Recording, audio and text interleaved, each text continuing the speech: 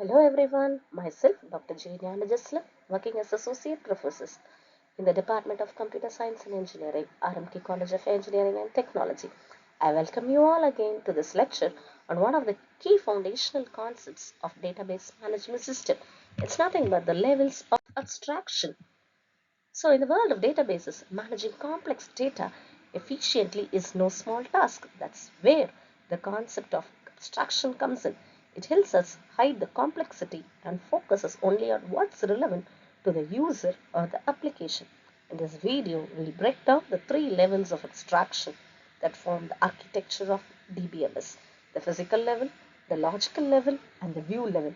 And I hope at the end of this video, you'll have a clear picture about the various levels of abstraction. Before moving on to the levels of abstraction, you must know what is a view of a data, what is the instance and the schema. Then we'll go inside the level of the data abstraction. The very first thing about the views of the data, it refers that how data is actually stored in the database. What data and structure of data can be used by the database for the data.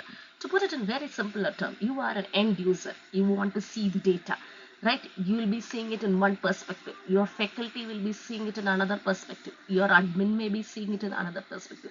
These are in a single database, the various views can be created. That's considered to be as a view of a data.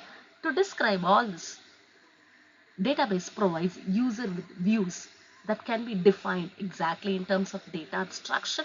Again, we have the three levels of abstraction.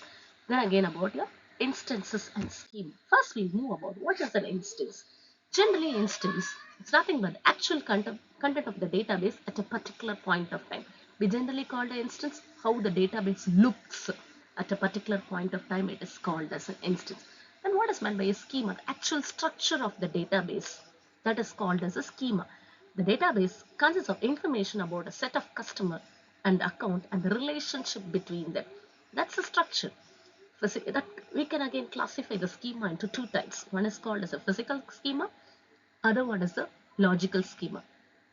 The database design at the physical level, you call it as a physical schema. It's nothing but how exactly the data resides in the hard disk.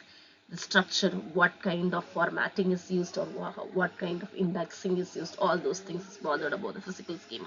The logical schema, it's nothing but how the database is designed at the logical level. It's nothing but you as a database administrator, you'll be using your data definition language in order to define the schema or the structure of the database. That is the considered as the logical schema. While talking about the levels of abstraction, data abstraction is the process of, as we all know, right, representing the essential features by hiding the implementation details. That's the exact definition of abstraction. Anywhere, even in your object-oriented programming, you have the same thing. So again, the database system provides three levels of abstraction. First one is your physical level or the internal level, how the databases or the magnetic disk represent. The next one is the logical level or the conceptual level of abstraction. It's nothing but how exactly the database administrators will be handling the data regarding the schema creation, regarding the data structures used, etc. The last one is the view level or the external level. Here, they are not at all bothered about any kind of coding or querying. They are the end users who view the data. That is the view level of abstraction. Moving on to the exact thing, as I already told you, the physical level, it's nothing but the magnetic disk, how the data is stored, in what size it is stored, what kind of RAID mechanism it is used, or something like that. Next comes the logical level of data abstraction. Similarly, you can be considered, or you can be coding inside the logical level of your data abstraction. So what happens is you will be designing the database schema. So what are the various attributes, what are the data type that can be used for the attribute, how the relational databases are related with each other, the primary constraint, foreign key constraint, etc, etc. The next comes the view level of the database. As I told you, you imagine a student database is there, right? If you are a faculty, you'll have one view level. If you are an administrator, you will have another view. If you are a librarian, you will be having some other. Based on the end user, the single database, the views may differ. That's called as the view level of abstraction. To dive deeply into it, So the physical level represents how data is stored internally or how the data is stored in the magnetic disk. The logical level, that's the next level of abstraction that describe what data is stored in the database and what is the relationship, as I told you, with the primary key and the foreign key construction. What is the data, whether it is a character data or the text data or alphanumeric data, what data is stored, and what are the various attributes in the database, what is the data structure of the attribute. Everything is given in the logical level of data abstraction. The last or the topmost or the application level of your data abstraction is a view level. At end user level, it describes only a part of the database. So in a single database itself, n number of views can be created. So it hides information. Here only views only will be able to give roles, and privileges can be set in the view level of data abstraction. To see in detail in the pictorial format, if you come across, see a single database, many views can be created. A duck can see it as a different way, a human, similarly a monkey. These are some different uses might be. Next, moving on to the conceptual or the logical schema. What happens is it defines the logical structure of the database, the relationship among the tables, mainly with the data structure, as well as the primary key, the foreign key constructions, how the tables are related with each other.